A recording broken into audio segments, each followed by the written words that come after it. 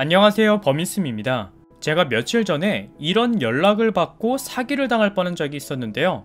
제가 예전에 문자 사기와 메신저 사기가 최근에 다시 기승하고 있어서 조심하셔야 된다고 영상으로 안내를 해드렸어요. 근데 이 사기꾼 놈들도 유튜브를 보나 봅니다. 왜냐면 예전에는 문자 사기를 치더라도 이렇게 간단한 멘트와 링크가 포함된 메시지를 보내서 클릭을 유도했는데, 이제는 마치 내가 알고 있는 사람이 보낸 것처럼 사기를 친다는 거예요.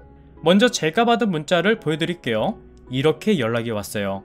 안녕하세요, 박정현입니다. 잘 지내시죠? 이런 문자가 왔고, 그리고 그 아래에 기프티콘 선물 쿠폰을 보내줬어요. 처음에는 조금 어리둥절했어요. 박정현이라는 분이 내가 알고 있는 그 박정현인가 싶기도 했고, 혹시 잘못 보낸 문자인가?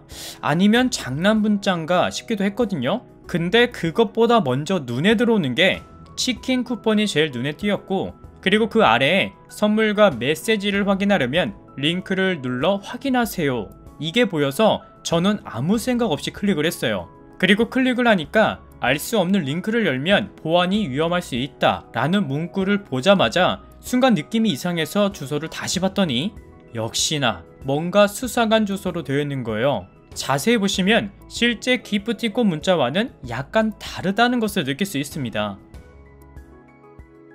그래서 순간 문자 사기구나 하고 바로 창을 닫았는데, 만약 여러분들이 이런 문자를 받게 되면 진짜 기프티콘 선물과 비슷해서 분명 누군가는 아무 생각 없이 클릭하는 분들도 계실 거예요.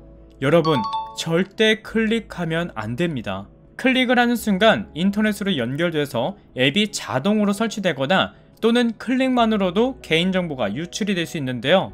우리가 자는 동안 핸드폰에 등록되어 있는 전화번호나 사진 또는 개인금융 정보를 빼내서 소액 결제를 하는 등 2차 피해로 다시 접근한다고 합니다. 혹시나 싶어 기프티콘 사기를 검색했는데 아직은 검색되는 내용은 없었어요. 근데 약간 비슷한 사기를 찾았습니다. 자, 보시는 것처럼 이번에는 택배 주소지를 변경해달라는 사기 수법인데요. 사실 택배 문자 사기는 이제 많은 분들이 알고 계실 거예요. 근데 이전과는 다른 점이, 예전에는 이렇게 간략하게 택배 주소지 변경하세요 라고 나왔다면, 이제는 이렇게 장문으로 없는 상황을 만들어내서 클릭을 유도한다는 거예요. 여기서 소름 끼치는 부분은 사기꾼이 새벽 배송 중 다쳐서 입원하는 바람에 다른 동료가 대신 배송해준다, 그래서 주소 입력이 필요하다 라는 부분입니다. 실제 택배 업무를 하는 분이 말하시길, 택배를 배송할 때 고객의 주소와 전화번호가 단말기에 표시되고 다른 기사님이 배송한다면 바코드를 통해 인수인계가 진행된다고 해요. 그러니까 주소 입력은 애초에 필요가 없었던 거죠. 여러분, 이제는 없는 상황까지 만들어서 링크 클릭을 유도하고 있습니다.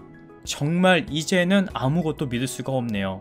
안 그래도 최근에 제 아이디로 로그인을 시도했다는 알림을 많이 받았는데, 저는 2단계 보안 설정을 해둬서 어느 지역에서 로그인을 했는지 위치가 잡혀요. 근데 대부분 중국이나 필리핀에서 제 아이디로 로그인을 시도하는 것 같습니다. 그리고 또 하나 중요한 점은, 보통 이메일이나 구글, 유튜브 등 여러분들이 아이디와 비밀번호를 통합해서 사용하는 분들이 많으실 거예요. 그러니까 대부분 하나의 아이디와 비밀번호로 여러 사이트들을 가입해서 사용하고 계실 텐데, 귀찮으시겠지만 최소 한 달에 한 번씩은 비밀번호를 새로 변경하는 게 좋다고 합니다.